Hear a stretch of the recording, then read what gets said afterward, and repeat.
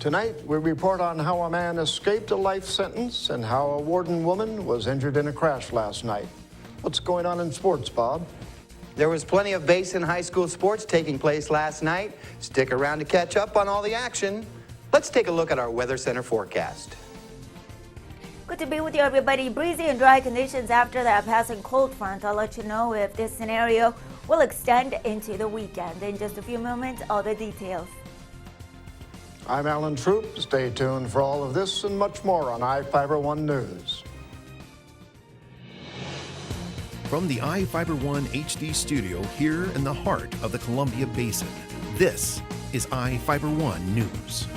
Your #1 source for local news, sports headlines, and our very own Weather Center forecast covering the entire Columbia Basin. This is iFIBER 1 News, and it starts now.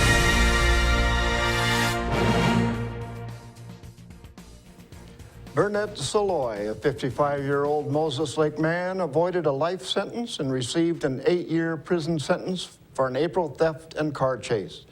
Saloy's criminal history includes robbery and multiple convictions for stealing vehicles in the last 28 years. Prosecutors stated Saloy had 2 previous strikes, meaning a 3rd conviction for what the law calls a most serious offense would have meant Saloy would serve life without the possibility of parole in prison. He avoided the 3rd strike when he pled guilty in Grant County Superior Court to vehicular assault. In exchange for the plea agreement, Saloy's attorney agreed to an 8-year prison sentence, roughly 3 more years than the maximum normally allowed by law. Prosecutor Angus Lee pointed out the sentence will keep Saloy in prison until his mid-60s. On April 6th, Saloy ran from police after shoplifting meat and alcohol at Safeway. He fled in a car, and the chase ended when he collided with 2 vehicles in the intersection of Broadway and Alder. A new clinic is starting service in Quincy. Here is reporter Jeff Chu with the story. Quincy Community Health Center's new 23,000 square foot medical and dental clinic is now getting finishing touches at its First Avenue location. It should be open to patients the week of April 7th.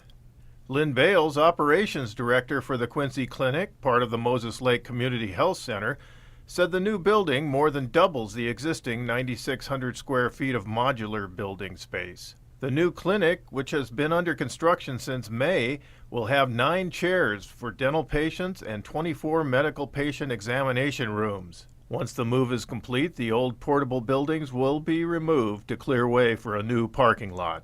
Once the parking lot is completed in June, an official dedication of the building is planned, according to Bales. The new building is partly intended to give the clinic a permanent presence over the former modular buildings. Bales said the Quincy Clinic has long been a healthcare safety net for Quincy's many migrant farm workers.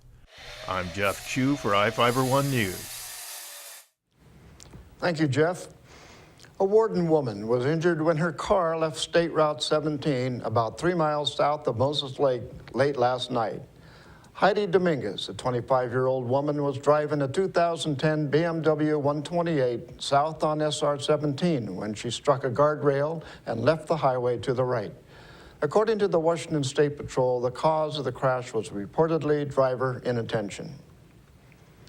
Quincy City Council agreed to buy new welcome signs for nearly $5,000 last night. Wenatchee-based Graybeal Signs will update the 3 signs welcoming people to the city. The roughly 4-foot by 7-foot signs will feature the city's logo and the sayings "Opportunity Unlimited" and "Where Agriculture Meets Technology." The move came at the suggestion of council members who said the present signs needed to be updated. Now let's take a look at people with warrants issued by the State Department of Corrections. Each of the people you see here has warrants for their arrest and is wanted by various law enforcement agencies. If you see any of these people, the Department of Corrections asks that you do not attempt to detain or apprehend them, but to call police. You can also call the Department of Corrections at 509-764-6180 during the day or 509-762-1160 after 5 p.m. We will be back after this.